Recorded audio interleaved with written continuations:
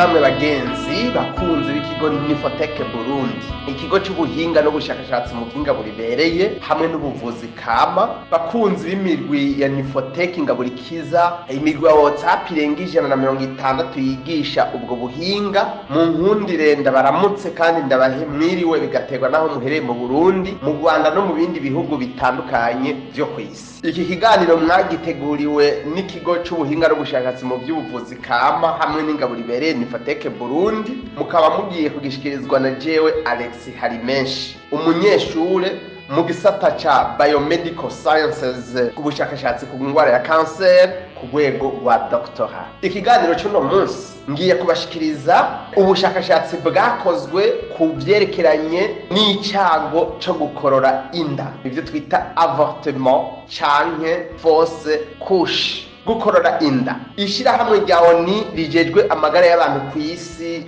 Organisation Mondiale de la Santé, OMS mu ncamake, ryemeza yuko ivyigwa byakoze ko hagati y'umwaka w'ibihumbi 2015 hamwe n'umwaka w'ibihumbi 2019 ku mwaka umwe haboneka inda zikoroka umuntu avyihitiyemwo canke bibaye mu buryo bw'isanganya bitamuvuye ko atabihisemwo. Inda zakorotse buri mwaka zabaye 1,73,300,000 kandi iryo shirahamwe nyene ryawo nigitaho amagara y'abantu ku isi mu cegeranyo ryashize ahabona itariki 26 z'ukwezi kw'indwi mu mwaka w'ibihumbi 2019. Icegeranyo ryise ngo prévention des avortements à risque canke gukinga inda zikoroka mu buryo bushobora guteza amasanganya. OMS yemeje yuko ku mwaka umwe ku isi yose na cyane cyane mu bihugu biri mu nzira y'amajambere, aha twavuga nk'u Burundi, haboneka 25,000,000 z'inda zikoroka bigateza amasanganya akomeye. None gukorora inda ni iki? Umwidondoro canke definition. Tuvuga yuko inda iba yakorotse, avortement canke fausse couche, iyo habaye ibi bintu bitatu bikurikira. Ubwa mbere, umwana ari munda, embryon canke fetus, biterwa n'igihe abamaze munda. Igihe inda yavuyeyo itarakwiza igihe cyo kuvuka. Kabiri, inda iba yakorotse umuntu atabihisemwo, ibyo twita avortement spontané, no kuvuga yuko uwo mubyeyi, uwo mumama aba atariwe yatumye iyo nda ivayo atabishatse. Nk'akararo byatewe n'ingorane z'amagara yiwe, ibikorwa yakoze, ingaburo, imiterere mvukanano yakomoye ku bavyeyi, facteur génétique, canke naho akaba ariwe yabisomborokeje, avortement volontaire. Gatatu, umwana ari munda aba yapfuye canke yishwe hanyuma iyo nda ikavanwayo. Umwana ari munda akaba avuyeyo afise amagarama y'uburemere y'ibiro vyiwe biri munsi y'amagarama 500, no kuvuga inusu y'ikiro. Umumama atarakwiza amezi 22 atabona ubutinyanka, no kuvuga umumama atarakwiza amezi 5 yibungenze. Ico gihe yindi vuye yatarakwiza amezi 5 yibungenze, inda ibikorotse, aribyo twita avortement. Nayahe moko y'ugukorora inda? Les formes d'avortement. Hariho ubwa mbere ibyo twita interruption volontaire de grossesse, IVG, no kuvuga n'igihe umuntu yakoroye inda wenyene ariwe abyihitiyemwo no mu nzira ahisemo. Ivyo navyo bishobora kubaho biciye mu nzira zitandukanye. Ashobora kuba yafashe imiti ikorora inda, les médicaments abortifs yo kwa muganga. Kwa muganga bashobora kuba bakweze umwana ari munda bakamusohora ataragira kuvuka, bakamukwegana n'ingobyi, ibyo twita aspiration du fetus, cyane naho akaba yakoresheje uburyo busanzwe butari ubwo kwa muganga bwo gukorora inda, méthode abortive traditionnelle, bushobora no kumukwegera akarambaraye. Izo ni zimwe mu nzira nyamukuru umuntu ashobora gukororamwo inda ikavayo. Mu bihugu bitandukanye byo ku isi, ibyo gukorora inda ntibigengwa n'amategeko kumwe cyangwa ntibyemewe n'amategeko kumwe, biratandukanye bitewe n'igihugu n'ikindi. Ikigo cyangwa ishyirahamwe ryitwa Center for Reproductive Rights mu Kirundi ni ikigo kijejwe uburenganzira bw'irondoka, cemeza yuko ibice birenga 60% by'abenegihugu baba ku isi yose babayeho mu bihugu ibyo gukorora inda bikorwa atangorane n'imwe, atakizibizo, umuntu akayikorora uko ashatse n'igihe ashakiye kandi ku bihe byose yigombeye. Ariko ibice 26% by'abantu bose baba ku isi babayeho mu bihugu bifise amategeko udapfa gukorora inda uko wishakiye no kumvo ubigombyemwo no mu nzira wishakiye. Ibi bica bisobanura yuko ibihugu ahanini byitwa yuko ari byo bihagarariye agateka kazina muntu ku isi gusumba ibindi. Aha twovuga nk'akarorero Ufaransa, Canada n'ibindi bihugu. Nibyo bihugu bishigikiye ibyo gukorora inda uko ushatse mu gihe ubigombeye mu nzira wigombeye, mugabo zitwa ko zemewe n'amategeko. Ibi bihugu nyene byitwa ko bihagarariye agateka kazina muntu nibyo bishigikiye gukora ubwicanyi bwemewe n'amategeko ku mwana ari mu nda, naho bitaba bikozwe mu ntumbero zo gukingira umumama iyo nda ishobora guhitana cyangwa gusinzikaza amagara yiwe. Turakwiye gushimira Imana tugatanga ishikanwa gishimwe kuba turi mu gihugu kirongowe n'abarongozi bemera Imana, gifise amategeko ashingiye kuri Bibiliya. Mbere ibyo bikaduha akaryo yuko mu gihugu cyacu cy'u Burundi ata mategeko ahari arekurira abantu kwica umwana ari mu nda uvyihitiyemwo mu gukorora inda. Mu Burundi kugira ukorora inda atari mu ntumbero yo kurokora amagara ya nyina wiwe, ubanza kwinyegeza ukaja mu gihuru hama ukabona gukora iryo bara. Ariko mu bindi bihugu ukira kwiyumvira yuko wipfuza gukorora inda, ubwo nyine ugenda kwa muganga ati nkurirayo ubu bugesera, muganga ubwo nyene akaca abukurayo kuko amategeko muri mwene ibyo bihugu byitwa ko bihagarariye agateka kazina muntu arabyemera. Mu gihugu cy'Ubufaransa mu mwaka wa 2011 n'akarero gusa tubahaye inda 223 hamwe n'300 zarakorowe, abamama bazikoroye babyihitiyemwo, ibyo twita interruption volontaire de grossesse canke IVG. Ishyirahamwe ryawe nigitahamagara abantu ku isi OMS mu mwaka wa 2008 yemeje yuko hafi y'inda imwe ku nda zitanu ziba zatwawe n'abagore n'abakobwa zarakorowe, bene zo babyihitiyemwo interruption volontaire de grossesse. Mu mwaka wa 2008 nyene hafi 1,080,000, nukuvuga ibice 40% by'inda zitwagwa n'abagore n'abakobwa zingana n'210,000 ku isi yose zarinda zitipfuzwa, grossesse non désirée. Inda umuntu atwara atabiteguye, atabikeneye, atabihisemo, mugabo akaza kwisanga yayitwaye. Inda 1,080,000 mu nda 1,210,000, izo ninda abantu batwara batabyipfuza, ziba n'intandaro yo kuzikorora umuntu abihisemo.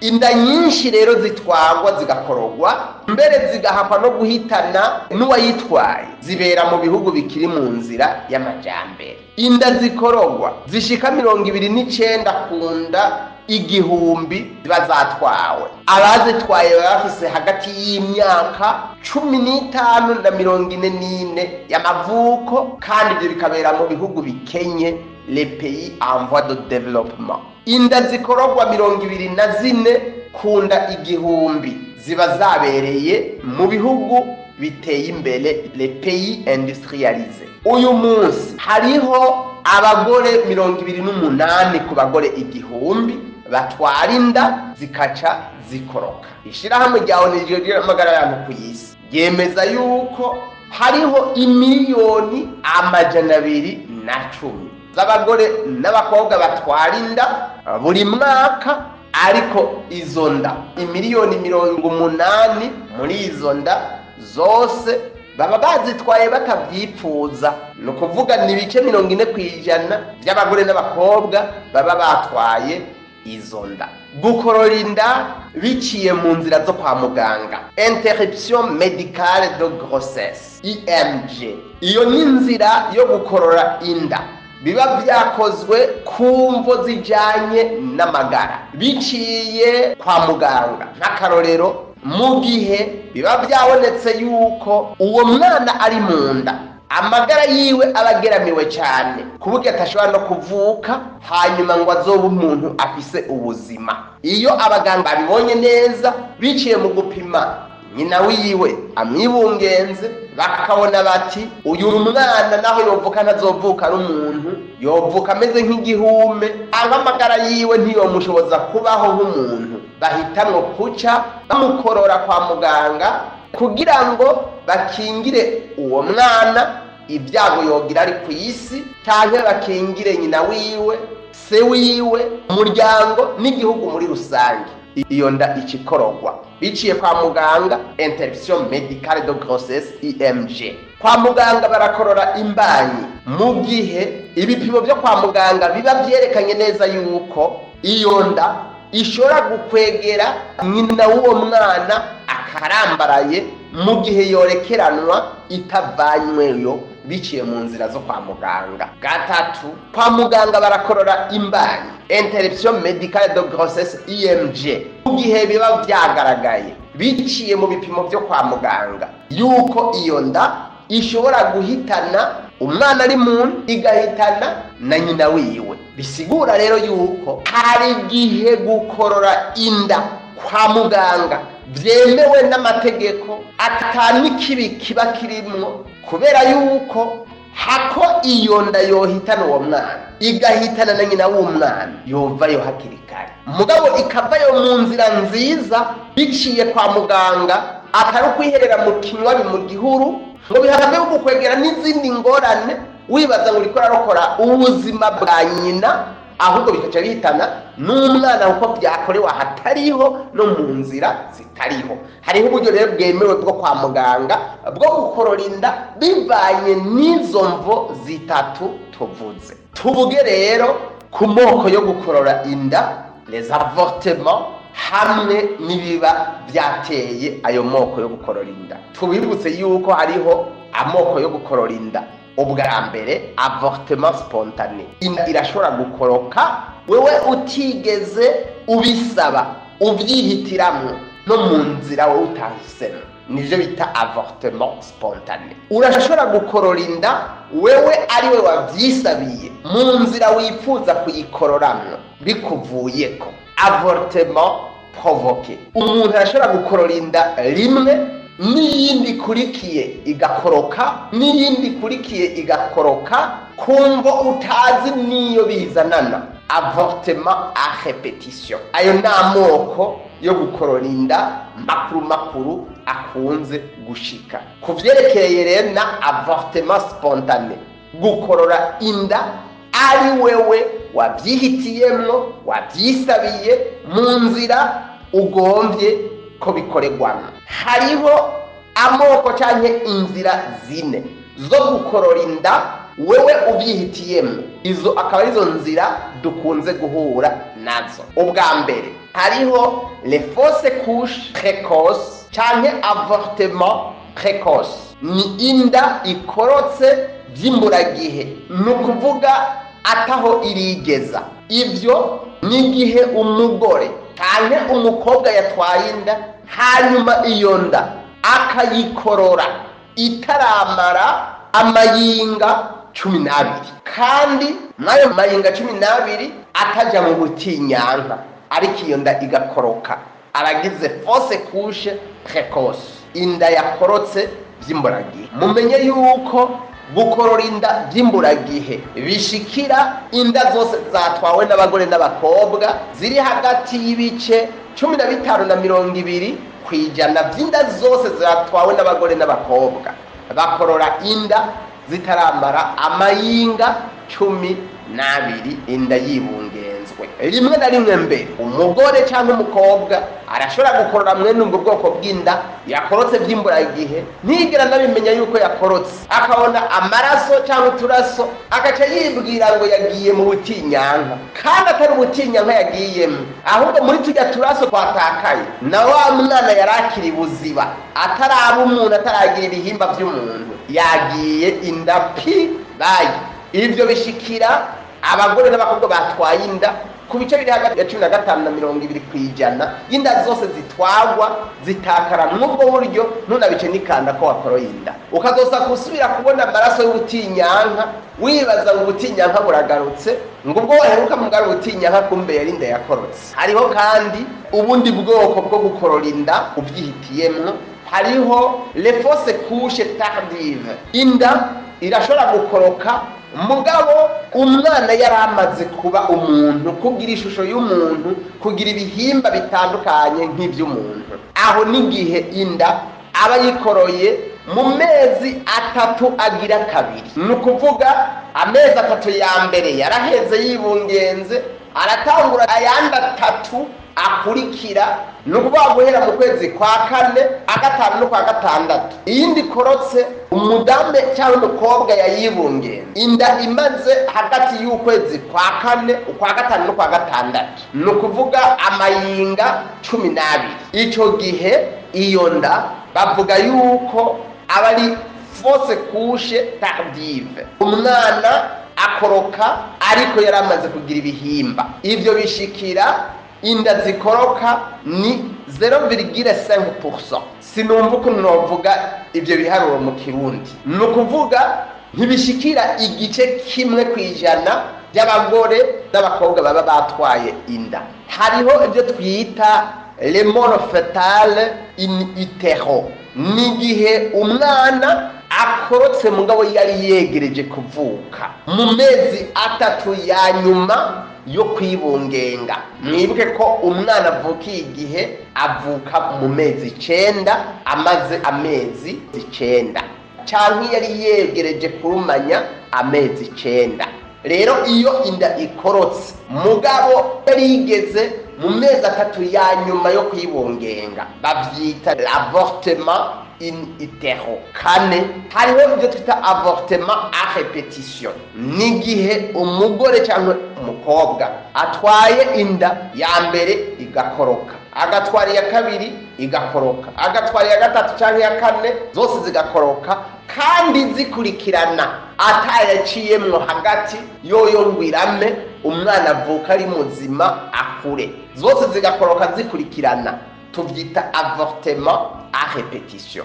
Ivyo birabaho kandi uwayitwaye uwo mugore cyangwa umukobwa atazi ngo biva kuki canke ngo amenye ukuntu yobizibira kugira ngo ntibibeho. Mu mwaka w'ibihumbi 2014 habonetse abagore n'abakobwa batwara inda kandi imiliyoni 56 bose barakorora inda ku isi. Ishirahamwe ryawe ryitwa hamagara abantu ku isi, itariki 25 z'ukw'icyenda mu 2020 ryatangaje yuko hagati y'umwaka w'ibihumbi 2010 n'ibihumbi 2014 ibice 45 kwijana by'inda zakorotse ku mwaka, nukuvuga imiliyoni 25 y'inda zakorotse mu buryo bishobora gukwegera nyene kuyitwara ari umugore cyangwa umukobwa karambaraye, nukuvuga avortement à risque,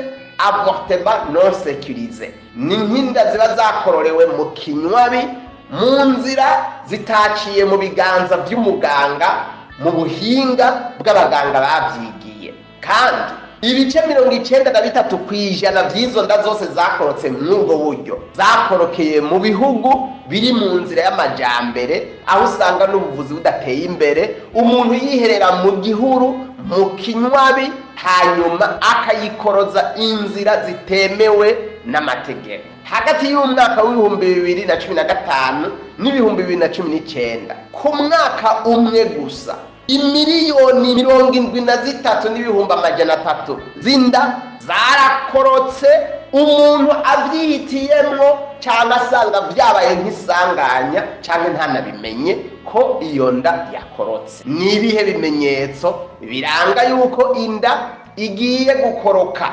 Umukenyezi cyangwa umukobwa yibungenze atangura kumva uburibwe bwinshi, imisonga myinshi mu nda, na cyane mu kaziba k'inda, mu mugongo, akumva ibintu bimukanyura by'ibinyanya vyimbwa, le cramp, arabona uturaso, bigashika mbere rimwe na rimwe gake amaraso agacundubuka, mbere akaba yona yitiranya n'ubutinyanka, le règle. Gatatu, iyo umugore cyangwa umukobwa agiye gukorora inda ariko iyo ndikaba ikorotse mu mezi 3 ya nyuma yashira kwibaruka, iyo nda kubera yuko mu nda haba hamaze kuza mu ruziri rukingiye umwana mu nda, liquide amniotique, ishobora kubanzirizwa no kubanza kubona uruziri rusohoka ruciye mu gihimba kirondoka, kubera yuko agasaho umwana bamwo kaba gahegekeye ubwo ruziri rukingiye umwana, liquide amniotique,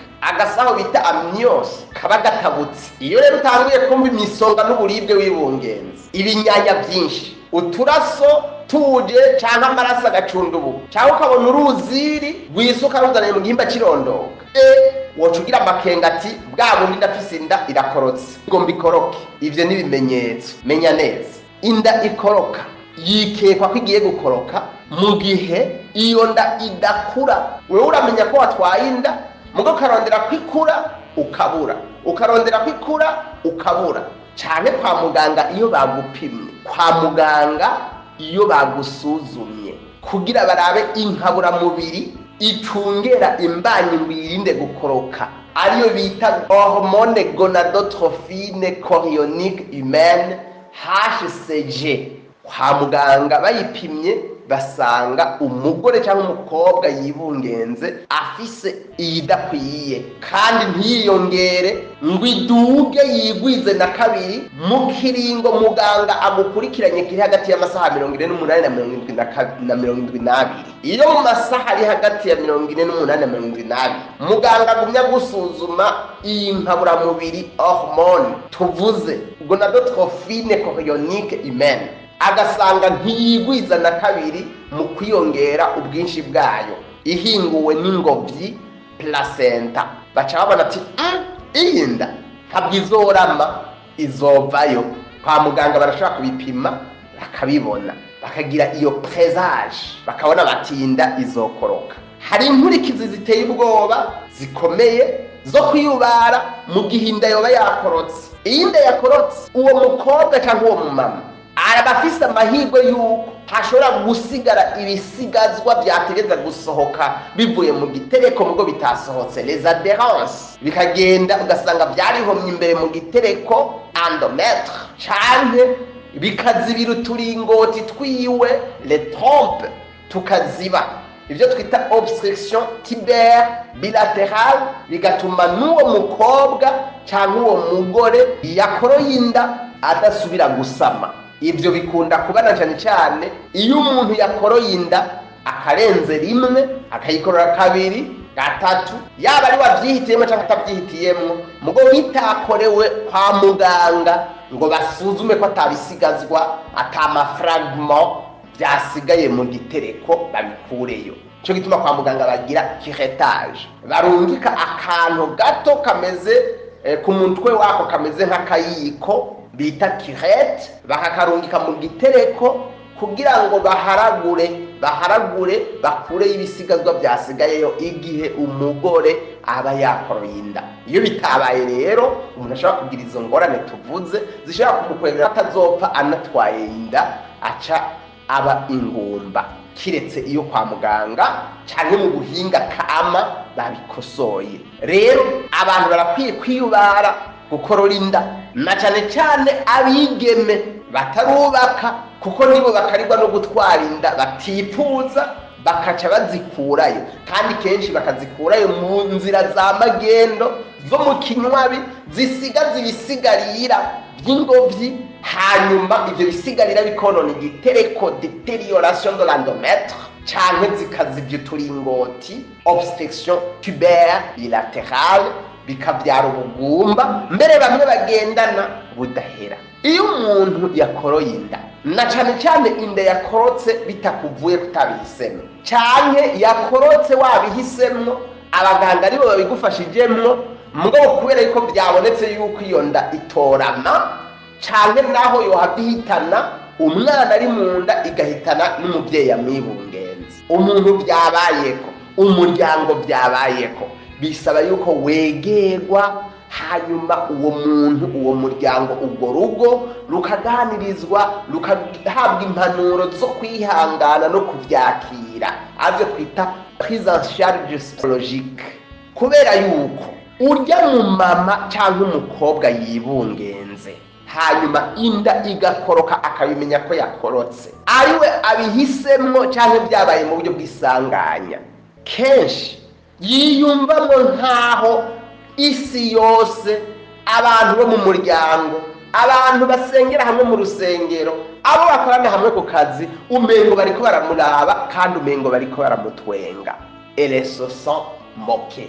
Yumva umengo umuryango wamutaye naho bibatari byo. Yumva umengo umugabo wiwe ntamwemera, ntaca amaze mu muryango, kubera inda yayitwaye irakoroka, na cyane cyane iyo n'iyindi yaciye ikoroka, naho umugabo yoba amwumva mutahura, wewe ntiyigera yemera ko umugabo amwumva mutahura neza, ntiyigera yumva ko inabukwe amwumva mutegera, ntiyongera yumva yuko mama wiwe, papa wiwe amwemera, yama yumva nkaho umengo ntaca amaze, ntiyumva n'icyatumye ajya kubaka. Iyo rero ategerewe, birashobora kumutera no kwiyahura, cyane akaba hagwaye izindi ndwara zikomewe zatewe n'umwiheburo. Iyo umuntu yakoroye inda yiyagiriza icyaha, naho atacaha yoba yakoze, ukamengo niwe yayikoroye, naho yoba ariyo yikoroye, sentiment de culpabilité. Umugabo arashobora kumva umengo niwe yikororeye inda, naho bitaba byamuvuyeko. Umugore umengo niwe yayikoroye, naho bitaba byamuvuyeko.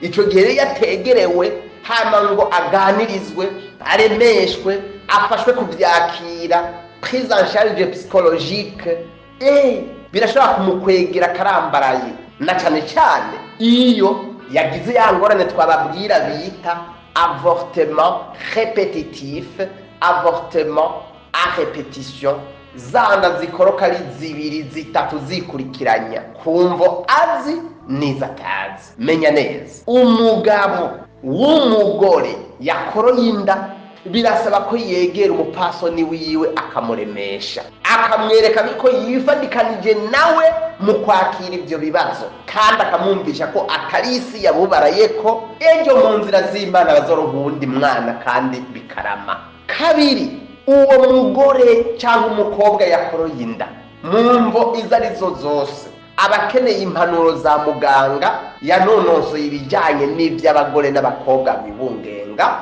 gynécologue, kugira ngo amuhe impanuro, arabe ukuntu byagenze ko atangaruka mbi, asanze byazana ingaruka mbi amufashe kuzikosora hakiri kare, kugira bimutegure no kuzosama iyindi mbanyi. Ni ubujuju bukomeye gukororera inda, kumva izo arizo zose, ngo uce wiryamira ngo byaheze, kumbure kubera utabonye amaraso yagumyaza, kandi utazi yuko atabisigazwa by'ingobyi byasigayeyo, ngo bigukwegere iyo none karaga igitereko, détérioration de l'endomètre, canke iziba ry'uturingoti, obstruction tubaire, byo kuviramwo ubugwayi bukomeye bwotuma utazonavyara ngo bikundi. Gatatu, nukurondera kwa muganga ko bagufasha kumenya ngo mbega iyo nda yakorotse, na cyane cyane igasubira igakoroka bitakuvuye katari wewe wabishatse, byavuye kuki, biterwa n'iki. Kane, ni ngombwa ko uwo muntu yakoroye inda, ari umugore cyangwa umukobwa, yegerwa agahabwa impanuro.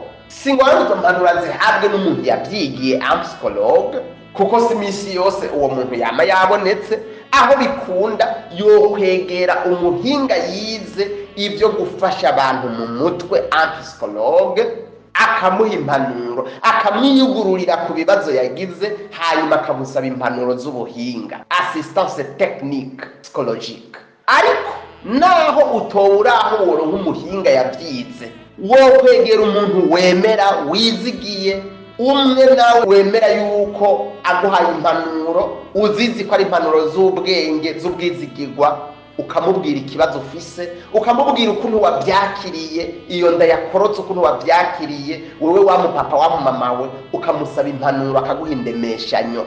Abaye ari umuntu azi iby'amagara y'abantu, naho atoba ari umuginekologe, naho yoba ari infirmière, byoroshiriza kuba byiza gusumba kuba ari impanuro hawe n'umuntu asanzwe. Si ngombwa ngo uwo muntu aguha impanuro aba ari umupasitori, si ngombwa ngo aba ari padiri, si ngombwa ngo aba ari shehe.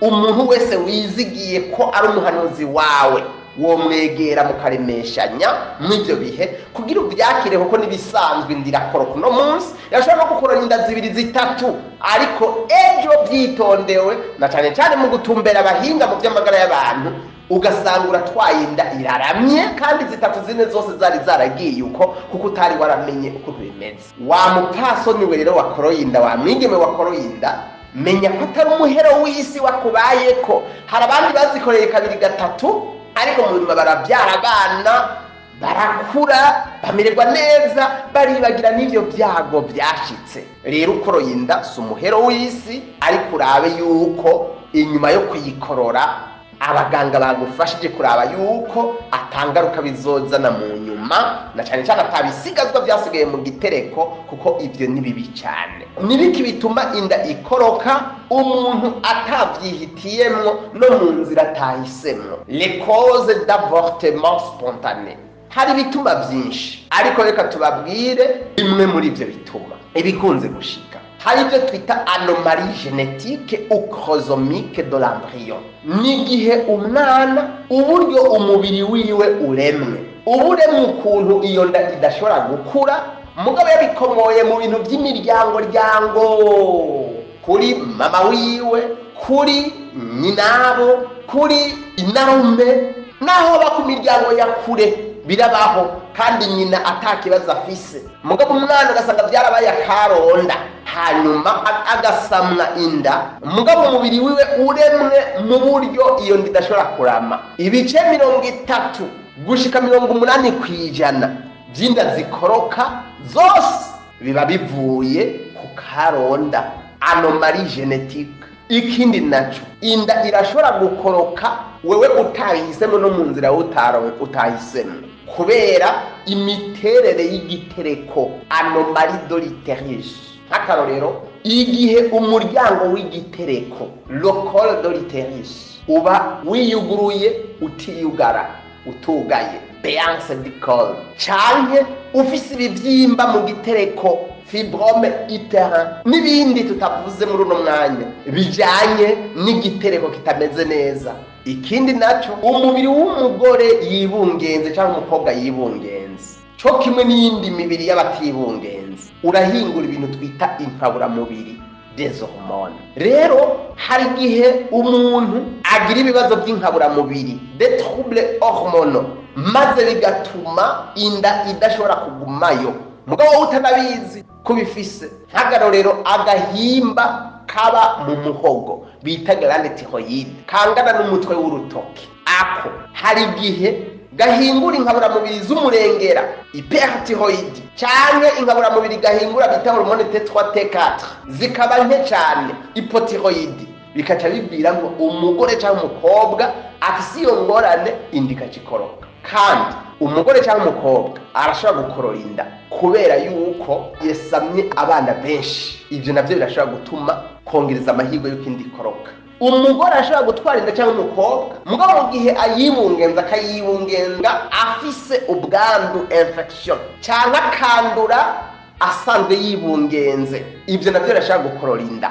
Nk'akarorero, urashobora kwandura amavirisi nk'ibyo twita cytomegalovirus, herpes virus, parvovirus, umugera wa rubeole n'ibindi, iyo migera ayo mavirisi agatera inda gukoroka, canke ukagwara malariya ikagusesereza wibungenze. Uburozi bwa malariya plasmodium burakorora inda. Iyo ugwaye fievre typhoide hanyuma ukagira umururumba mwinshi, inda irakoroka. Urashobora kwandura umugera wa toxoplasmose, brucellose, rougeole, ibyo bigatera gukorora inda. Canke naho ugasanga wihereje uburozi, imiti ikorora inda, ibiterwa les plantes bikorora inda, des plantes abortives, des médicaments abortifs, ibyo bigakorora inda utanabizi. Uraza kubibona mu bituma aho hepfo. Umuntu kandi arashobora gukorora inda biciye mu nzira zo kwa muganga nk'uko duhava tubibona. Hariho ibipimo byo kwa muganga bashobora gukorera umudame cyangwa umwigeme yibungenze, babikoze ku ruziri ruba mu nda, mu gitereko cy'umudame, mu gasaho umwana barimwo. Ivyo igipimo bita amniosantese, biopsie di trophoblast, maze ivyo bigatuma nayanda umudame umwigeme atwaye ikivayo. Aho abaganga baba bariko bararondera ingwara, mugabo bigatera isanganya kwindi ikikoroka. Umudame cyangwa umwigeme arashobora gutwara inda, ariko ugasanga yarashizemwo akanyuzi, ako bita sterile, mu kirundi twita akanyuzi, mu gitereko, ngo bimukingire gutwara inda, mugabo bikarenga ugasanga yayitwaye mu buryo bw'isanganya. Ako kanyuzi kakayikorora. Mu bidukikije harimo ibintu bidufasha gukorora inda: ibiyayuramutwe, inzoga y'umurengera, itabi ryinshi, imiti myinshi ufata utazi kwizirana n'inda wibungenze igakorora inda. Ingwara ugwaye usanganywe zigusesereje nka diabete, ivumbuka renze ry'umurindi w'amaraso, hypertension arterielle, birakorora inda. Abasirikare b'umubiri barashobora gukora amakosa, ndiko ndavuga no système immunitaire, hanyuma bagahingura ibigwanisho les anticorps bikorora inda. Mbere ivyo bishika kenshi des troubles immunologiques. Umuntu ashobora guhura n'ibibazo bimumena umutwe, traumatisme psychosomatique bikomeye, hanyuma bigatera ihungabana mu mubiri no mu gitereko, maze inda igakoroka. Menya neza, ibice 97% by'inda zikoroka bikorerwa mu bihugu biri mu nzira y'amajambere bikenye, na cyane cyane Afrika, Aziya n'imigabane mimwe yo muri Amerika, y'ibihugu bikenye byo muri Amerika. Kuvyerekeranye naho n'inda ikorotse ariko nyeneyo yavyihitiyemwo no mu nzira yahisemwo, interruption volontaire de grossesse, IVG. Ishyirahamwe ryawe ryitahamagara abantu ku isi OMS ryemeza yuko buri mwaka ku isi haboneka abantu bashika 58,000,000 bakorora inda bavyihitiyemwo, interruption volontaire de grossesse. 53,000,000 z'abantu bakorora inda bavyihitiyemwo bikoregwa mu bihe no mu bibanza atabaganga bahari baba babikurikirana neza hisunzwe amategeko, je twita avortement dans les conditions non sécuritaires. Biba byakozwe n'umuntu atavyigiye kandi bigakorerwa ahantu atabikoresho byo kwa muganga bikwiye bihari byo gufasha kugira ngo iyo nda ikorogwe mu buryo bwiza butazobangamira uwayikoroye. Buri mwaka imiliyoni ziri hagati ya 50 n'imiliyoni 100 zinda zikoroka ziba zakozwe n'umuntu yavyihitiyemwo no mu nzira umuntu yavyihitiyemwo. Ivyo n'ibindi vyigwa by'ubushakashatsi byashize ahabona ivyo biharuro. None kugira umuntu akorora inda ari wavyihitiyemwo biterwa niki? Kugira uhitemwo uti je wiyinda nivemwo ndayihevye ntayo nshaka. Ubwa mbere, ibice 19% by'inda zikoroka umuntu avyihitiyemwo, umuntu umugore cyangwa umukobwa aba yasamye iyo mbanyi biciye yuko yakoresheje uburyo bwo kwikingira gusama, méthode contraceptive, akabaze ko yikingiye muga gasanga yayisamye,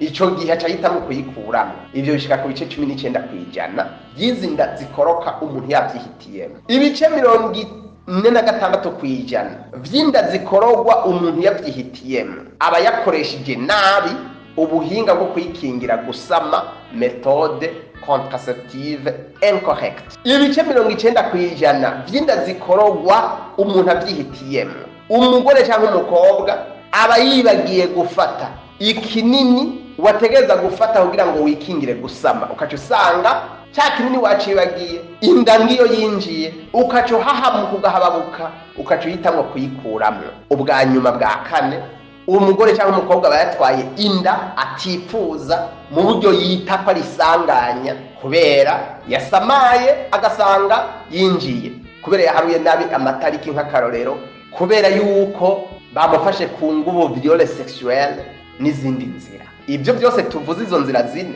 ziratuma umuntu akorora inda abyihitiyemwo.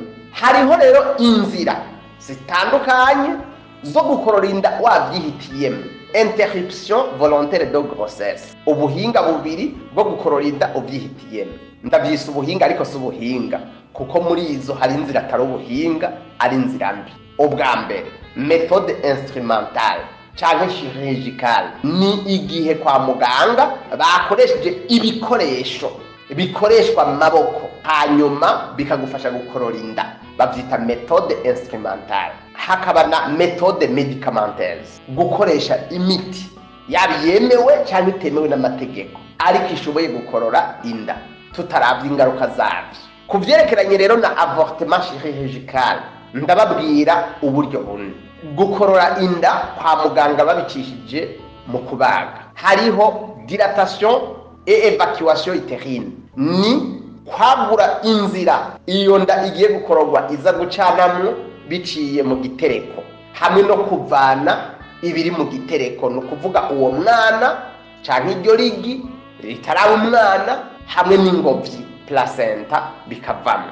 ubwa mbere barakoresha uburyo bwo kwa muganga bakagura inzira ikaguka cyane nk'isantimetero nka 2, hanyuma kabiri bakaca bavanayo uwo mwana babanje kumujanjagura, bakamukatagura bakamujanjagura, fragmentation, hanyuma bakaca bamuvanayo byoroshe. gatatu, gukwega ingobyi placenta, bakayikwega par aspiration canke biciye mu koza mu gitereko, ibyo twita curettage, mu kwinjiza y'akantu gatoya kafise umutwe umeze nk'akayiko, hanyuma bagaharagura imbere mu gitereko bagakwega bagavanayo byose bikavamwo. N'ubwo buryo babwita dilatation évacuation utérine. Iyo ni inzira ya mbere kwa muganga bakoresha ibikoresho, kuvuga avortement instrumental. Iyindi nzira igira kabiri kwa muganga bakoresha ibikoresho niyo bita aspiration. Kwa muganga babicishije mu gihimba kirondoka no mu gitereko, barakwega umwana ari mu nda, irigiri mu nda, bagakwega n'ingobyi placenta, byose bakabivanayo, babyita aspiration. Uburyo bugira gatatu babwita curettage, gukoropa mu gitereko. Barangura umuryango w'igitereko, dilatation du col utérin, hanyuma bagakoropa imbere mu gitereko, curettage de l'endomètre, bakoresha akantu kameze nk'akayiko gatoyi bita curette. Iyo ni inzira igira gatatu yo gukoresha ibikoresho byo kwa muganga mu kuvanamwo inda, ibyo twita méthode instrumentale. Iyindi nzira igira gatatu yo gukoresha ibikoresho kwa muganga mu kuvanamwo inda, méthode instrumentale, niyo bita hystérotomie. Nayo ikorwa gutya: kwa muganga barabaga kunda y'umudamu cyangwa umwigeme yibungenze, bakabaga kunda, hanyuma abakaca bakata uruzogi, cordon ombilical rwa kakayira kari mu nda, kugira ngo bakice bakabujije yuko umwuka oxygene uciye mu maraso y'umuvyeyi amwibungenze udasubira gushikira umwana, akaca yicwa no kubura guhema, uwo mwana akaca bikiziga agapfa. Hanyuma gatatu bakaca bakwega ico kiziga bakagisohora muri nyina waco, hanyuma iyo nda ikabikorotse, babwita hystérotomie. Iyo ni inzira rero bita méthode instrumentale yo gukoresha ibikoresho bifatwa n'amaboko kwa muganga mu kuvana y'inda, méthode instrumentale. Uvyerekanye n'inzira igira kabiri nababwiye bita méthode médicamenteuse, gukorora inda bakoresheje umuti wo kwa muganga, bashobora kugutera canke kukunywesha. Kwa muganga barashobora kuguha imiti ibiri mu minsi ibiri itandukanye, iyo miti ikakuvanira mwinda. Ibikunze gushika n'umuti bita mifepristone. Uwo muti uhagarika yuko ingobyi placenta idasubira guhingura inkaburamubiri hormone bita progesterone. Hanyuma iyo rero progesterone cyangwa hormone de la gestation itagihingurwa n'ingobyi, inda ica iva mu gitereko, umwana ntashobora kuguma mu nda ngo bikunde, kuko iyo hormone progesterone niyo izigama inda ngo ntikoroke. Hanyuma bakaca bamutera bukeye bwaho umuti bita misoprostol, utera ibise ugatuma n'igitereko kizana amaraso menshi. Hanyuma mw'ubwo rudengeri rw'amaraso wa mwana na ya ngobyi bikaca bisohokana, inda ikabikorotse n'ubwo buryo biciye mw'uwo muti mifepristone hamwe na misoprostol. Inzira igira kabiri iciye mu muti méthode médicamenteuse yo gukorora inda, no kugutera umuti uri mu munyu mwinshi, injection salée. Nabyo bigenda gute? Mu nzira zitanu. Barafata umudame yibungenze, bagafata mu gasaho umwana barimwo mu nda bita amnios, bagakuramwo uruziri umwana yogamwo rumukingira kandi rumugaburira ubwo twita liquide amniotique, bakavanayo urugero quantité runaka rw'urwo ruziri.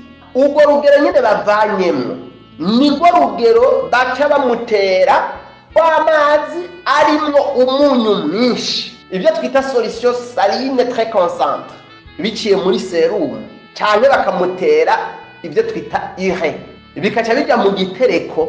Uwo munyu bamuteye cyangwa iyo ire ikituma umubiri w'umubyeyi yibungenze uhingura ibintu bita prostaglandine by'umurengera, bituma umugore agira ibise byinshi by'umurengera. Hanyuma umubyeyi cyangwa umwigeme yibungenze aca yumva umwana ariko arakinagira mu nda asambagirika, kumbe ariko aracikana, afa agonizant. Hanyuma ca kiziga gihejeje kwicwa n'uwo muti bamuteye kikaca gisohoka, umwana yapfuye. Ibyo babyita méthode médicamenteuse. Ariko kandi hariho n'ubundi buryo bwo gukorora inda mu bwoko bwo bushobora no gutera isanganya rikomeye, produit abortif très dangereux, bishobora gukomeretsa umudamu cyangwa umwigeme yibungenze, bikamutera ubugumba, mbere no gupfa akaba yobyoca bimuhitana gatwe. Nk'akarorero, hari igihe binjiza mu gihimba cirondoka ibintu by'ibikoresho bisongoye kugira ngo bize gutora agasaho umwana abamwo amnios, uruziri rusohoke. Iyo rumaze kubaho inda iveyo, ivyo ni ukwigereza ko no gutaragata. Hariho abagore cyangwa abakobwa, cyane cyane ku bakobwa batwaye inda batabishaka, bacisha mu gihimba kirondoka no mu gitereko ipiripiri bakayirungika mu gitereko pima for igakorora inda, uko no gutaragatwe. Hariho ibintu by'ubumara de produits chimiques binjiza mu gihimba kirondoka no mu gitereko, nk'akarorero uburozi binjizamwo ibinini bita permanganate, amazi bita eau de javel bakoresha mu koza mu kumesura, DDT cyangwa ikirorina kimwe bapompa amakawa kugira cice ubukoko bwo konona ikawa, soude liquide, detergent, ibintu by'amazi bogesha ikoresho, ibyombo bogesha hasi n'ibindi byuzuyemo ubumara nk'uburozi bukomeye cyane bakabyitera. Cyangwa umuntu akihereza urugero runini rw'imiti bita nivakine, aspirine na antibiotique. Ivyo byose bigakorora inda mugabo bigakwegera akarambaraye. Ubu buryo bwose tuvuze nta muntu akwiye kubukoresha kuko no kwa muganga ntibigira babukoresha na rimwe, bikunda gukoreshwa n'abakobwa batwaye inda batabyipfuza nk'abamaraya nk'akarorero, canke abatari abamaraya mugabo batwaye inda batabyipfuza. Iyo yashukashutswe n'umubiri agasambana akaca asanga yatwaye inda atabyipfuza, mugabo agatinya kujya kwa muganga, canke naho akaba ategereye adafise uburyo bwo kujya kwa muganga, akaca akoresha ubu buryo bw'ubumara yagiye arumva mw'ibarabara ngo bumuvanire mwinda. Ibyo bishobora no kumukwegera kuzoba ingumba cyangwa akaca hasiga ubuzima. Zimwe mu masanganya akomeye mu ngwaruka mbi zo gukorora inda ni nk'izi. OMS yashamwe ryawe gitahamagara abantu kwisi yemeza yuko umugore umwe arapfa buri minota 8 ku isi yishwe n'ingaruka mbi z'uko inda yakorotse bitewe n'uburyo yakorotsemo. Imiliyoni 53 z'abantu bakoroye inda babyihitiyemwo ku isi yose ku mwaka. Igice kimwe cy'izo miliyoni 53 inda ziba zakorokeye mu bibanza ata muganga hari afise ibikoresho n'ubuhinga byo gutuma iyo ndikoroka neza mu buryo bidateza insanganya cyangwa ingaruka mbi uwatwaye iyo nda. Hariho impfu z'abagore n'abakobwa bashika 47,000 bapfa bazize gukorora inda ku mwaka, kandi miliyoni 5 z'abagore n'abakobwa buri mwaka baragira amasanganya atewe no gukorora inda,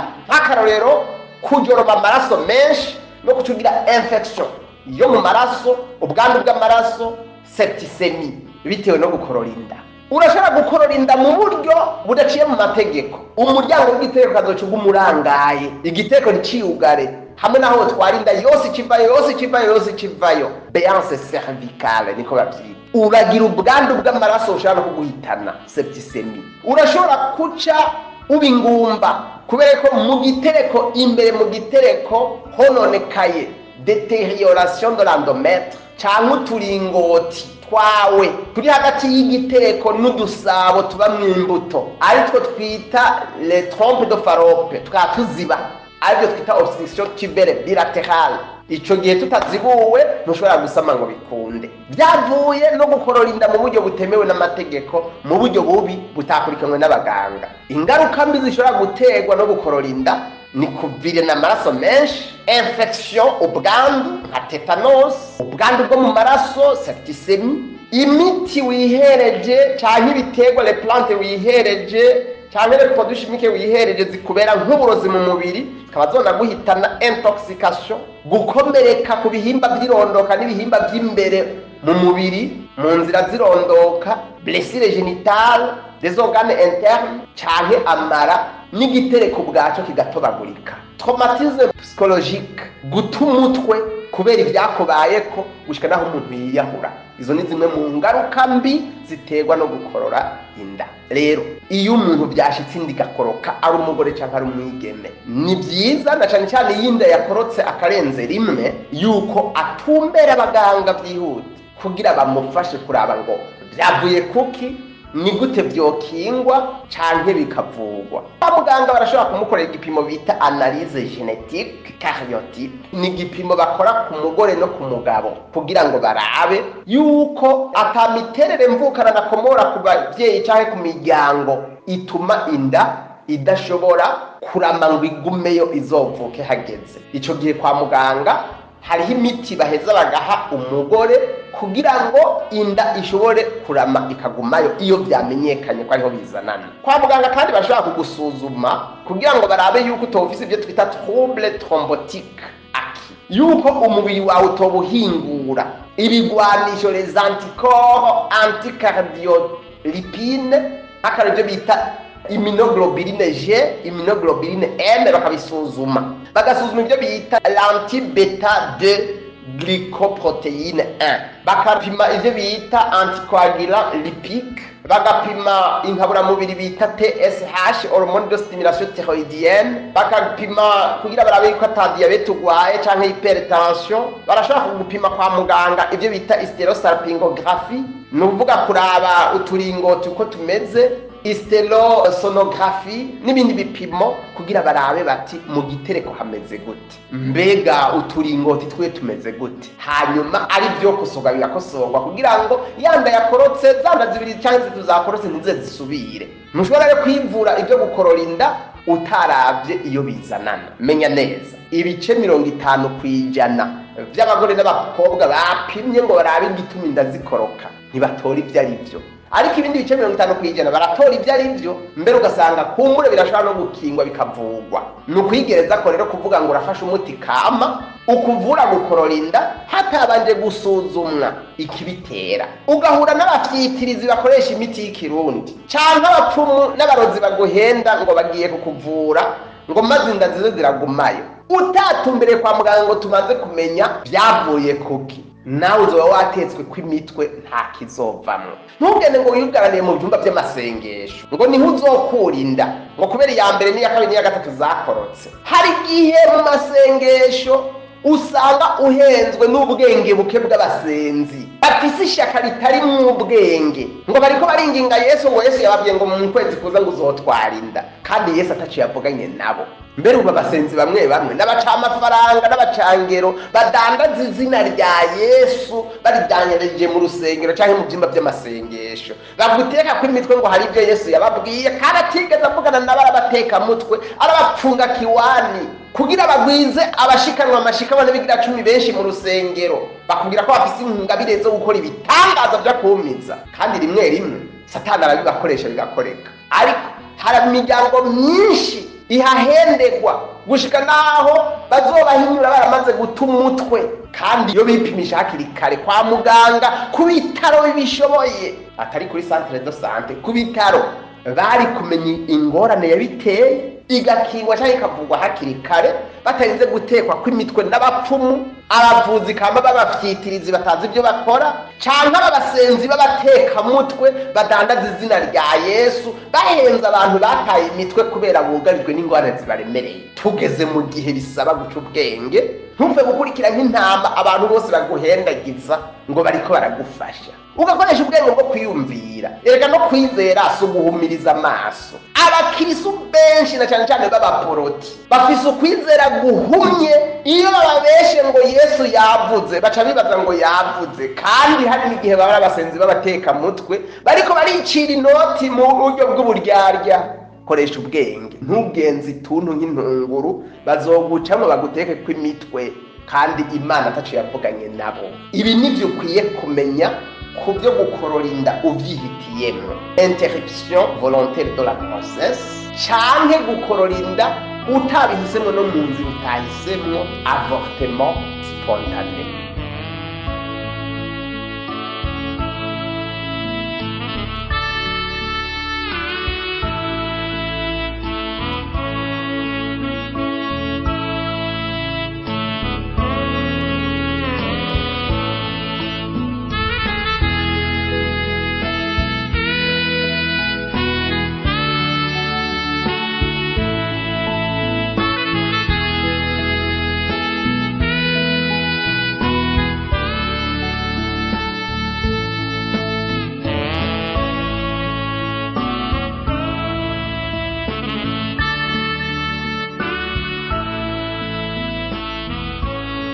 Ubu rero umuntu yamaze kubona ko afise ingorane yo gukorora imbanyi inda ya mbere yayitwaye irakoroka, arasubira arasama iyindi irakoroka, arasama n'iyindi irakoroka, imwe zibiri zitatu zine, kandi bigashika zikurikiranye. None iyo ngorane irashobora guhera igakira. Abapfasoni benshi iyo basamye imbanyi igakoroka rimwe kabiri gatatu, usanga bataye umutwe bihebuye, ugasanga bibwiye yuko ari ukwituna bugatondera kw'Imana itabandikiyebo kwibungenga, hanyuma ngo barere abana bashike mu bigero nk'abandi, bakibaza yuko mu nyonga z'Imana ari bicibwa. Nagomba ndababwire yuko ivyo atari byo. Hari n'igihe bibwira ngo narirutse kwa baganga ngo byaranse ngo ntacavuyemo, ngo usanga ngo nivyo Imana yanditse. Sibyo. Iyo ugiye kwa muganga ukivuza ingwara no munsi kanka gukira, ejo ukanivuza bakakubwira bati ntitubone ibyo ari byo, ntibiba bisobanura ngo ubu hasigaye ikibazo c'Imana. Hari igihe wagiye hatariho, hari igihe muganga yakwandikiye umuti akurikije mikoro yawe ko atacu ufise, mugabo imiti yari ihari, cyangwa ukaba warahushije inzira,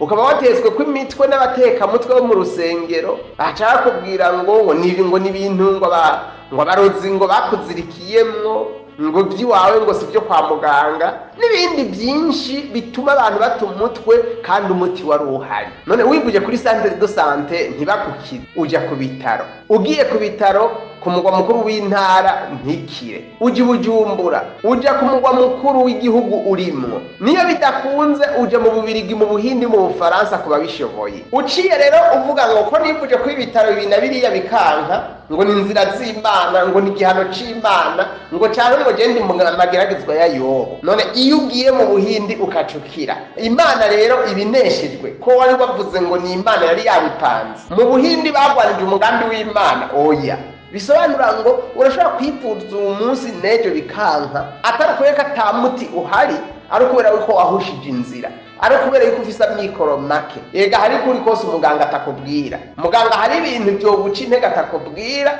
Arashobora kubona yuko ingwara yari gukira iyo uba ufise uburyo, mugabo aravye ukuntu waje wambaye, akaraba ukuntu uvuga, ukuntu ukanura mu maso, aca avuga ati uyu muntu wapi ndavye umugwayi nta mikoro afise, sinigwa yenda mubwira makuru amutesha umutwe, reka ndamuguha utuntu two gupfupfahaza gusa tumufashe mu mutwe, ariko si umuti kuko umuti ntawe yoshobora. Ukashobora nta muti w'indwara uhari, ari kubera ko muganga yabonye yuko atavyo woshobora. Yari kukurungika mu Rwanda, muri Kenya, yari kurungika mu Bubiligi, mu Bufaransa, mu Buhindi, kuko yabonye ko ari iyo ndwara yovurirwa, mugabo ntiyakurungitse kuko yabonye ko atamikoro. None namba uri kuraganya ku gipimo c'30,000, umva muganga yoca kurungika mu Rwanda ngo uze gutanga miliyoni 3-5. Oya, ntibishoboka. Umuti rero ubuhari, reka kuca wibwira ngo ni ivy'Imana, ngo Imana niko yabikoze, ahubwo rondera la solution, rondera inzira yo gusohoka mu ivyo bintu. Ntuce ugenda ngo wiga nyine ngo wihebure ngo witune butondere, haba hakiriho ivyizigiro. Umuntu rero amaze gukorora imbanyi 1, 2, 3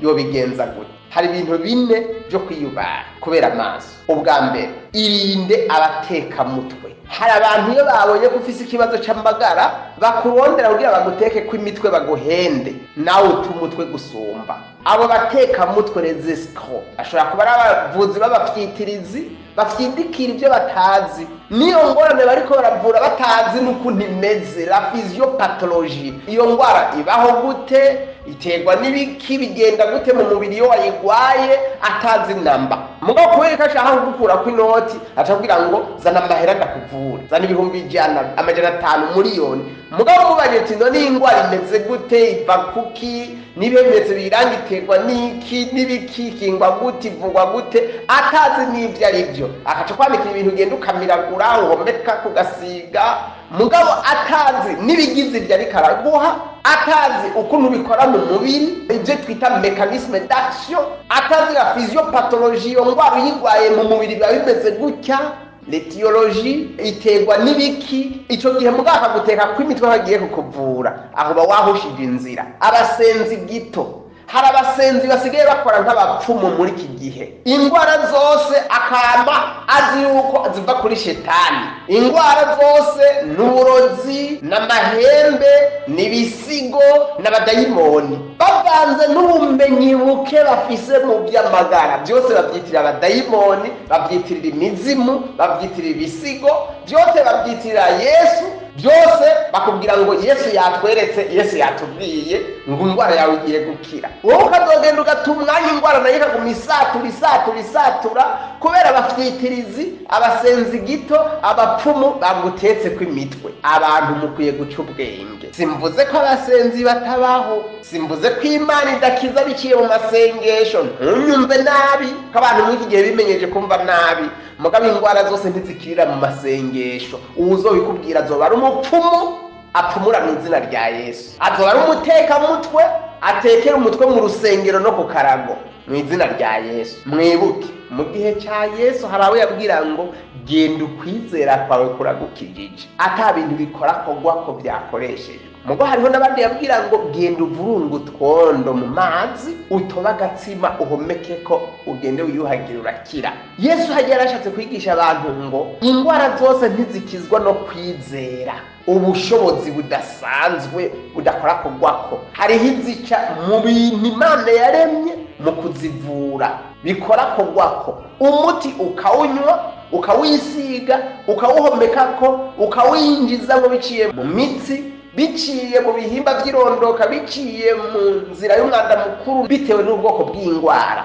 Ariko uciye ubwira abantu bose ngo indwara zose ngo zikizwa n'amasengesho, ubura umwigisha w'ikinyoma, ubura umufyitirizi mu izina rya Yesu, ubura umusenzi gito. Abasenzi nimutandukanye indwara ziterwa n'abadayimoni, abasenzi nimutandukanye indwara ziterwa n'uburozi, abasenzi nimutandukanye indwara ziterwa n'inzira z'Imana, n'indwara zivugwa zigakira ziciye mu buhinga Imana yahishuriye abahinga mu ntumbero yo kugabanya umubabaro mw'isi. Kugwanya rero ibitaro, kugwanya amavuriro, kugwanya abahinga b'abavuzi kamatara bafyitirizi, ni igikorwa c'abadayimoni co kugira ngo ingwara n'imibabaro bisakare mw'isi. Rero muze muriyubara abatekamutwe b'abafyitirizi b'abasenzi gito n'abapfumu, bizobakingira. Kabiri, igihe ukoroye inda rimwe. Kabiri, gatatu, tagira umuntu aguteka ko imitwe ngo agomba kuvure atabipimo na bimwe byakozwe. Mbega urazi cyabiteye? Wosanga ufise ibibyimba mu gitereko, ibyo twita fibrome utérin, ufise ibibyimba byinshi mu dusabo les ovaires, ibyo twita syndrome polycystique ovarien. Wosanga ufise inkaburamubiri twita les hormones T3 hormone T4 zitangwa n'agahimba kaba mu muhogo bita glande thyroïde, ibyo twita hyperthyroïdie hypothyroïdie. Wosanga hormone TSH hormone de stimulation thyroïdienne akaba ari byo byabiguteye. Wosanga ufise diabete, hypertension, ugasanga nibyo bibigutera n'ibindi ariko utabizi, nawe ukacupa kuromaga imiti uhomeka kibindi unywa ibindi witera ngo uri kurivura utazi ibyo ari byo. Genda kwa muganga, tumbera ibitaro bakubwirire ecography pelvienne wamwigemewe wa mupasoni ukorora inda, bakubwirire hysterosalpingography barabe uturingoti twawe uko tumeze, bakubwire hysterosonography n'ibindi bipimo barabe icyo byavuyeko. Ibice 50% by'abigeme n'abagore bapimye kwa muganga barabe icyabiteye, barabibona bakamenya bati turabonye byavuye aha. Na cyane cyane yari bitaro biteye imbere bifise ubuhinga n'abahinga bigezweho. Hanyuma uwo muntu avuga ko agomba kuvura niyo abataro mufyitirizi, azosoma ibyo bipimo araba ibyo ari byo, ataraba yuko iyo ngorane yabiteye ari imwe mu byo ashoboye. Adashoboye gusoma ibyo bipimo byo kwa muganga n'umufyitirizi reka kumwivuza ko ubuzima uzindutse. Leta y'u Burundi irakwiye guteza imbere ubuvuzi kama, ikabushigikira abavuzi kama bagahabwa formation, bakamenya amagara y'umuntu, bakamenya ingwara, bakamenya la physiopathologie kugira bavura ibyo bazi. Bashobora no gusoma ibipimo byo kwa muganga umugwayi abituye, atari kupfa gufyidikira gusa bahomekera ibintu bitagira umutwe n'amaguru batazi ibyo bariko barakora, kuko nibyo bitesha agaciro ubuvuzi kama. Mbere n'abaganga bamwe bamwe bakaca baza kubugwanya. Leta rero niyo ifise uruhara, abarongoye ubushikiranganji bw'amagara y'abantu nibo bafise uruhara bwo gutuma ubuvuzi kama bwizegwa n'abenegihugu canke babwanka. Ariko igihe abantu bajeje kubukingira aribo babugwanya, bica bituma buguma busuzuguritse mu gihugu. Rero itura abaganga, hakugwa ibipimo, hama ubuvuzi bwose bubanze guhera kumenya ngo nigiki cyabiteye. Nimwirinde gukorora inda bitategetswe n'umuganga kumvo zigaragara zimwe zivuga kiti nta kundi byogenda. Ibintu byo kwiherera mu kinywabi uhenzwe n'abateka mutwe bo mwibarabara, utangura kunywa amasabune za detergent, kwinjiza ipiripiri n'ibindi, ibyo bintu n'ubugesera bishobora gutuma ugira ingorane zikomeye. Wibuke yuko niyo bagupima kwa muganga ntushoke ubona icyabiteye, haba hariho ibyizigiro by'uko ushobora kuvura kandi ugakiza izo nda zawe zibiri zitatu zakorotse ntizisubire. Kuko mu isi yose ingwara ntikira kubera ko twamenye igituma. Hariho ingwara tutamenya igituma neza, mugabo umuti uyivura uhari umaze kumenyekana. Ibyo birazwi mu by'amagara y'abantu. Umuti kama rero mu gihe umuntu akorora inda atabyihitiyemo no mu nzira atahisemo, avortement spontané. Mwibuke neza, zimvuze yuko tugomba gutanga umuti wo gukorora inda we wari wabihisemo. Oya, gukorora inda wabihisemo uhagarika gukorora inda niwo muti. Ndiko ndavuga umuti wo gukorora inda utabihisemo, avortement spontané. Uyu muti rero kama uvura wisunga ahanini ingorane zikurikira: anomalie utérine, ingorane zo mu gitereko zitera kwinda zikoroka. Nk'akararo ufise ibivyimba byo mu gitereko fibrome utérin, ufise ibivyimba byo mu udusabo bita les ovaires tubamwe imbuto z'umudame z'umwigeme, harimo ibivyimba byinshi byo twita syndrome polycystique ovarien. Nk'akararo ufise byo twita trouble endocrinien hormonaux, inkaburamubiri zimwe zimwe ari umurengeri izindi zidakwiye, nk'akarorero hormone T3 hormone T4 zitangwa na glande thyroïde zidakwiye canke ari umurengera, mu buvuzi kama urashobora kuzisubiza ku rutonde neza, canke iyo ufise hormone gonadotrophine chorionique hymen nkeya mu mubiri, iyo wasamye ikaba ari nkeya, iyi irashobora kuduzwa mu buvuzi kama ikaja ku rugero rukwiye kugira izigame imbanyi yawe ntikoroke, n'ibindi tutavuze bifise umuti mu buvuzi kama. Nk'akarorero, iyo ufise ibivyimba mu gitereko fibrome interne, cyangwa ukaba ufise syndrome polycystique ovarien, ibivyimba byinshi mu dusabo, bikaba ari intandaro yo gukorora imbanyi yawe, umuti wofata sindawusubiramo kuko narawutanze, kandi nawe namutarawuronka uronkerwa ubuntu kugira ngo uwumenye n'ubuntu, nta mahera usabwa kugira umenye uwo muti. Icyo bigusaba gusa ukaba usanzwe mu mugwi wa Nifotech Ingaburikiza wa WhatsApp, saba admine aguhe audio ku bivyimba byo mu gitereko. Iyo audio uyironse ikigufasha ukuntu uvura ibivyimba byo mu gitereko n'ukuntu uvura ibivyimba byo mu dusabo. Ukaba udasanzwe muri groupe naho, saba kwinjira muri groupe, nta mahera bigusaba.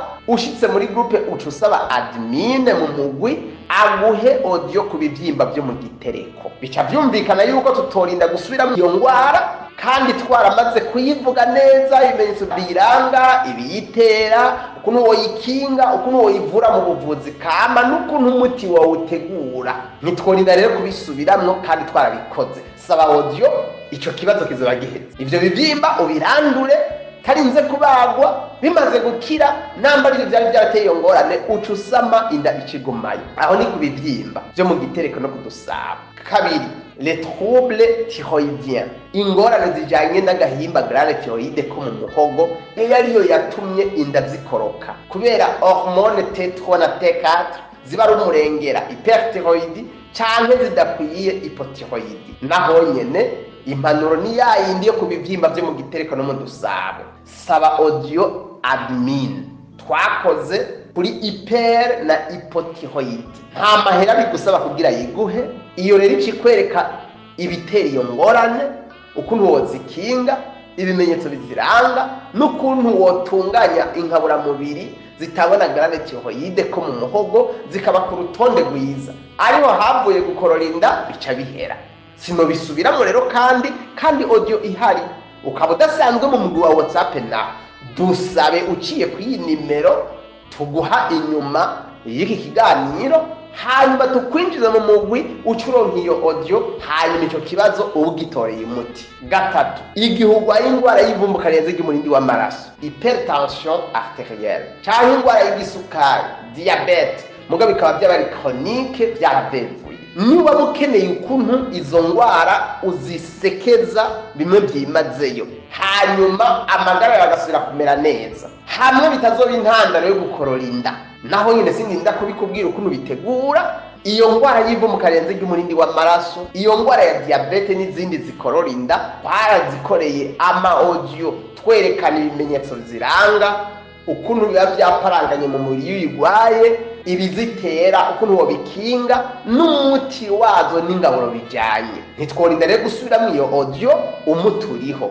Sabe iyo audio muri group, utari muri group naho sabe kwinjira uca usaba audio admin ayiguhera ubuntu, uce wivura bibe biheze. Menya neza kugira twebwe tukuvure ufise ingorane yo gukorora inda, cyo kimwe n'izindi ngwara zitandukanye zikomeye, turakenera ibipimo byo kwa muganga, tugakenera dossier yawe igizwe n'amazina y'umugwayi, ubunini, ibirupima n'uburebure, tukamenya imyaka ufise, tukaraba ingwara ugwaye, namba hari ibintu byo kwa muganga wakoresheje tukabanza kubisoma tukabiraba, namba hari ibikenewe tukabigusaba ukabirondera, hama tumaze kuronka ibikenewe byose tukaraba tuti iri mu ngwara tuvura nibyo, umuti kama n'uyu, ingaburo bijaye niyi. Ntitupfa gufyidikira ngo tupfe kukwandikira ibiti ngo kutubwiye ngo ndagwaye. Oya, ivyo bikorwa n'abafyitirizi hamwe n'abapfumu, twisunze amakuru tubahaye kw'ingorane ijanye no gukorora inda, bikuvuyeko canke bitakuvuyeko. Biraboneka neza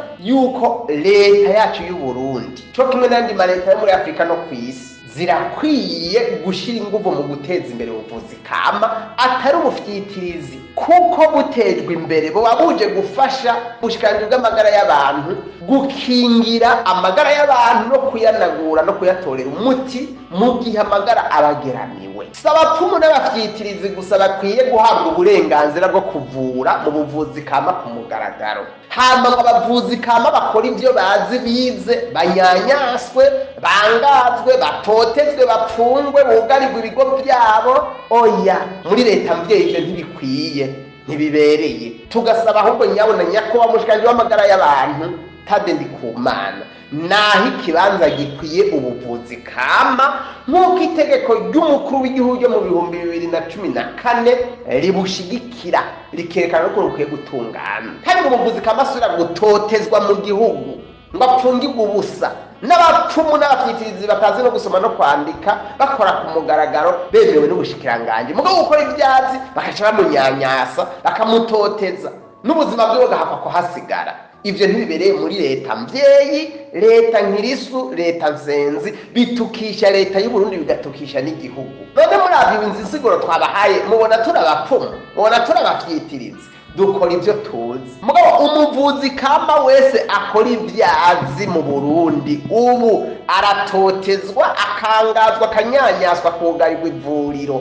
Ariko abapfumu n'abarozi bakora ku mugaragaro sans problème, mbere bamwe barahawe n'impusha, n'abafyitirizi bamwe barahawe n'impusha zo gukora ku mugaragaro. Ibi rero ntibibereye, bikwiye guhinduka muri leta mvyeyi, leta nkirisu, leta nsenzi. Umukuru w'igihugu aheruka kuvugira Igitega yuko mu Burundi dukwiye no gutanga umugambi wo kwihingurira umuti. None tuzihingurira umuti n'abazi iyo miti bariko barangazwa batotezwa. Ibintu birakwiye guhinduka mu gihugu, tukava ibuzimu tukaja ibuntu, tugahindura ingendo ya kera. Aha ni ikiganiro kubijanye n'ingorane yo gukorora inda utabihisemwo, avortement spontané, hamwe no gukorora inda uvyihitiyemwo, interruption volontaire de la grossesse.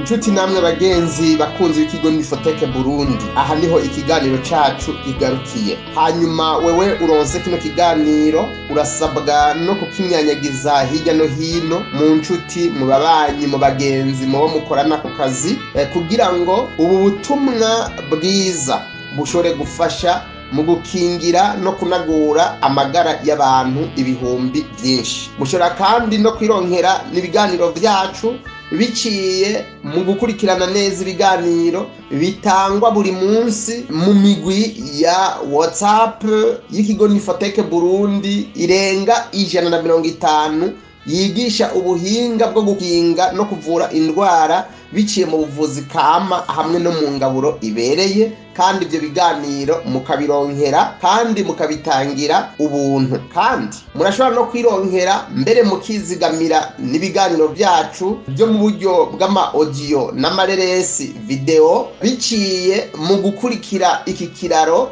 link muhabwa buri munsi mu migwi yacu ya WhatsApp yigisha ubuvuzi kama n'ingaburo ibereye.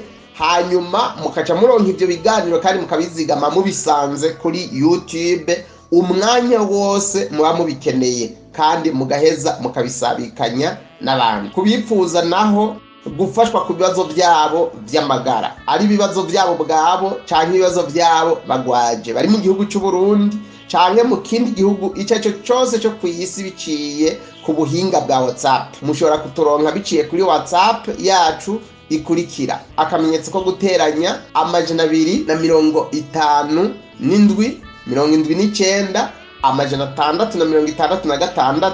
79 666 439.